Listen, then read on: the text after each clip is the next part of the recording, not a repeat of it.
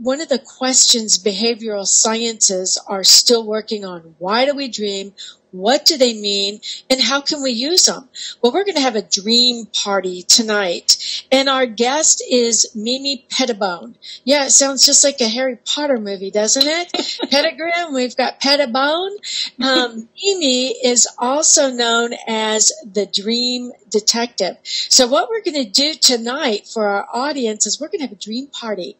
And Mimi and I are just going to share dreams. We're going to talk about dreams, and then we're going to pull cards from her card deck to validate the dreams and see what those cards mean. So in other words, we're going to have a lot of fun on this show tonight. So let me tell you a little bit about Mimi. She's been interested in dreams since she was a little girl. And then when she went off to college, she started using techniques in order to understand her dreams better. So she's been involved in dreams for many, many years, and we're so excited to have her on the show with us this evening. Welcome to the show, Mimi. Thank you so much for having me, Kat. I've been looking forward to this. Well, I had so much fun on your show because Mimi is also a show host, as you can tell by that giant microphone in front of her.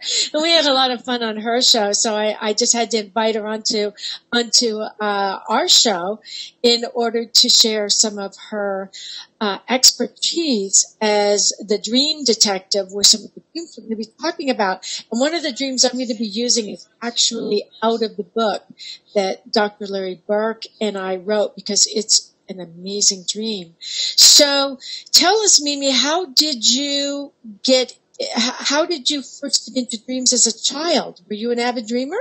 Oh, yes. I've been an avid dreamer all my life, and I always felt like they must mean something, but I had no idea how to find out. I also had a lot of precognitive and psychic dreams from the time I was very small. And then in college, they offered a dream group, and I was the one person who was always saying, "You guys, I had this dream last night." And all my friends would be like, "Okay, what now?" And then one of my roommates had heard that there was a kind of a non-for-credit offering of this dream group, which was a really professional group, the Montag Ullman style, where you do If It Were My Dream. And that was my first insight into any kind of understanding of how dreams work and how to figure out what they mean. And I was fascinated, and I've been hooked ever since. When I do dream interpretations, that's exactly what I use. I start out with "if this were my dream," because you and I both know your dreams have your dream language, and they're specific to you because they're a microcosm of your life, and you're getting information in from another realm, which we're going to be talking about here with my dream. So that I think it's really important that we respect people and their dreams and realize it's a communication with them and their inner guidance, their spirit guides, or guardian angels, or UFOs, whatever it is. Absolutely. I never rule anything out. Exactly. So you began working with, did you have a specific technique other than that one, or is that yes, your technique? I've probably read over 100 books on dreams trying to gather up every technique I could find, but I study a lot of Gail Delaney's interview technique. And then some Gestalt work where you actually speak as a dream character. And outside of that, I've studied everything from a lot of modalities that use what we call parts work, which would be if you speak as the rock in your dream or you speak as the frog, those can be looked at as parts of ourselves, as you know. Mm-hmm. So I've studied NLP, hypnotherapy, voice dialogue, and something called transactional analysis, which is a social psychology, which has a lot of emphasis on how we interact with each other, but also how the various parts of ourselves interact within ourselves. So that's a lot of the basis of my work is working with the different parts. And a dream is a great springboard. And if people don't have a dream, I can do it just through what's going on in their life as well. You know, you touch on something really important. A lot of people think, oh, rock in my dream, that doesn't mean anything, or leaf in my dream doesn't really mean anything, but everything in your dream means something to you, or it wouldn't be there. And we have animal guides, we have insect guides. I mean, in my book, some people had spiders as their guides that were speaking to them in their dreams. So everything in our dream is so important to us. And I learned when I was writing my book that I had so many of my inner selves that would interact with me in my dreams, and I would see them showing up in dream after dream after dream. So that's why it's so important to keep a dream journal. Let's start with your first dream in this dream party. Let's get this dream party started. Excellent. I'm really glad to do this because this one is from just a couple weeks ago. So my parents have this little dog. He's really adorable and sweet, and his name is Rudy. And he's not in horrible shape, but he's been having some health issues where he sleeps a lot. He just sleeps most of the time. And my parents have been taking him to the vet, trying to figure out what's going on. And just a couple of weeks ago, I had a dream that I was at their house and I saw him sleeping, and he was all curled up, and he was sort of rocking back and forth because his body was kind of curled up, and then even his paws were curled up. And as I was looking at him in the dream, I thought, hair mineral test. He needs a hair mineral test. And that's something I've done for myself, and I know exists for humans as well as animals. And it measures the minerals that are making it into your tissues, because the blood levels are different than what makes it into our tissues. So I just feel so strongly that this could be a clue to his health. Now it's just a matter of convincing my parents that this is a valid So you haven't done it yet? No, this just came up recently, and actually this week I've been researching labs that will work with canine samples and also a practitioner, because the labs will give you a printout of here's what they're low in magnesium or this or that, but a practitioner can look at the symptoms and put it all together beyond what a lab report says. So I've actually been researching practitioners this week. So if they see this, they're going to know I'm probably going to sneak a hair sample from him next time I'm over there visiting. So what do you think the dream means to you if it was your dream? Well, if it were my dream. Yeah. So I could see it going in a couple ways, because I could see it as a diagnostic dream, like a lot of the dreams you talk about in the book, where this could be literally an answer for him. Now, maybe it was for myself. And I have done a hair mineral test for myself, but it was almost a year ago. And I just recently followed up on some of those results, but maybe it's time for me to get another hair test. So I could see it going either way, and I could see both perhaps being relevant as well. Oh, I so agree. Because, Mimi, the dog is your parents' fur baby. Mm-hmm. But you're their baby. So, yes, you're right. It could be about you as well, but it also could be precognitive about a pet. And see, I had a similar dream where I had a precognitive dream about my pet, my cat, Baby Cakes. Oh. And Baby Cakes went through all 3 of my breast cancers with me. And so this was after I had gone through all my treatments. Baby Cakes at this point was almost 17 years old. He was an old cat. And I remember I was done with all my treatments. I was healthy. I was getting I was playing tennis again on the tennis team.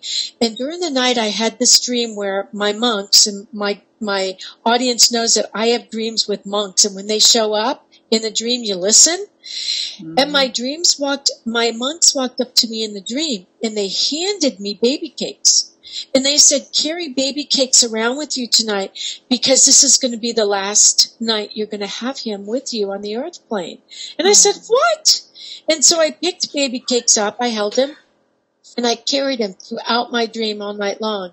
When I woke up the next morning, I jumped out of bed, and I ran into the kitchen, and there was Baby Cakes walking around, eating food. He was fine.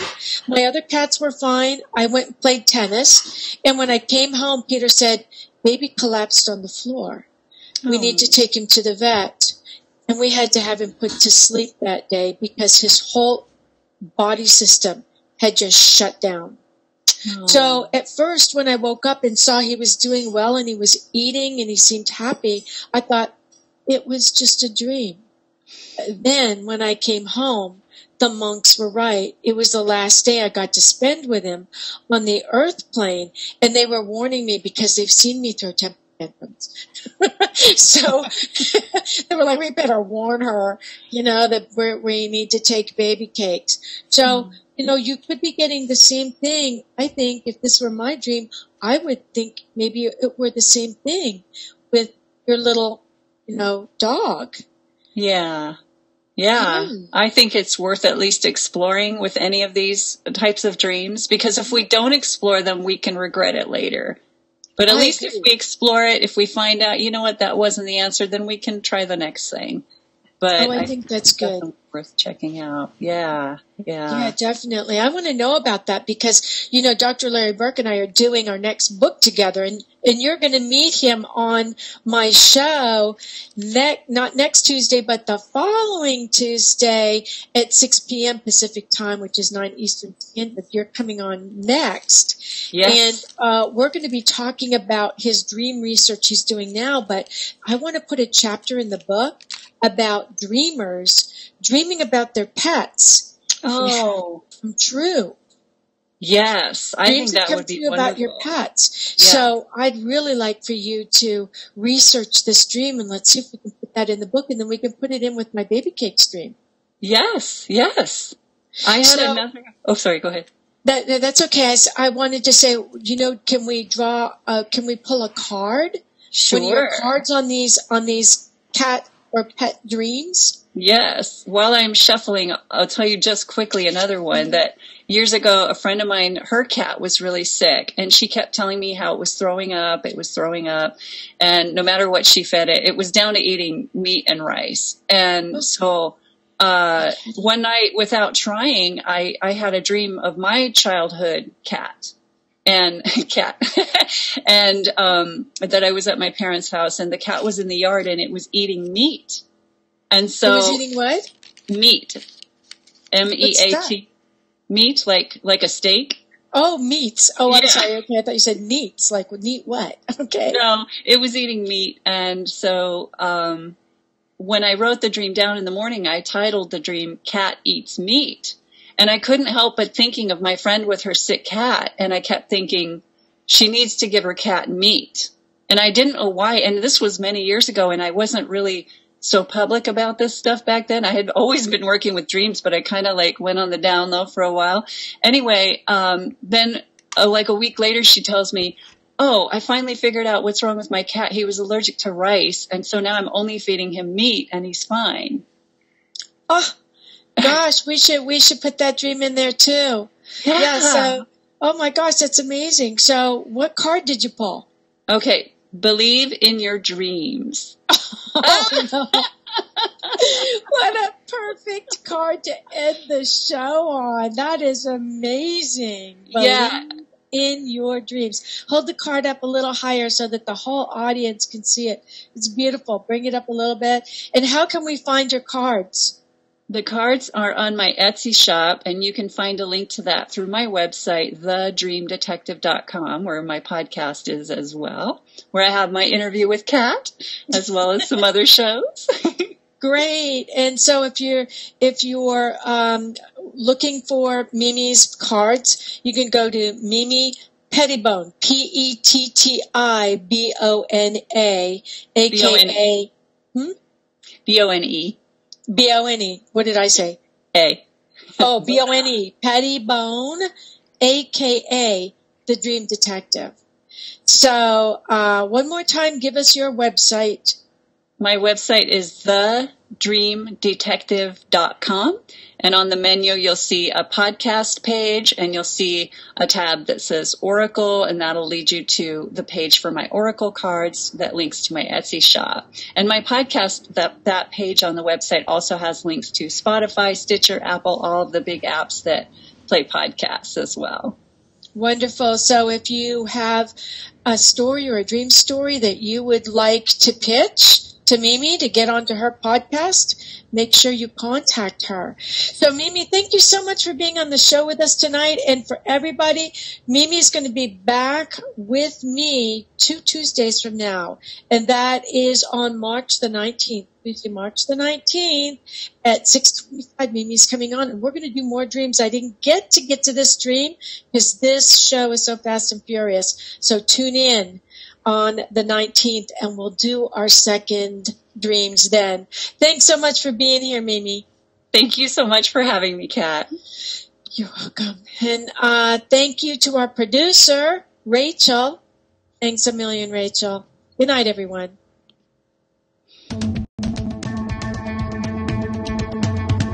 Oh.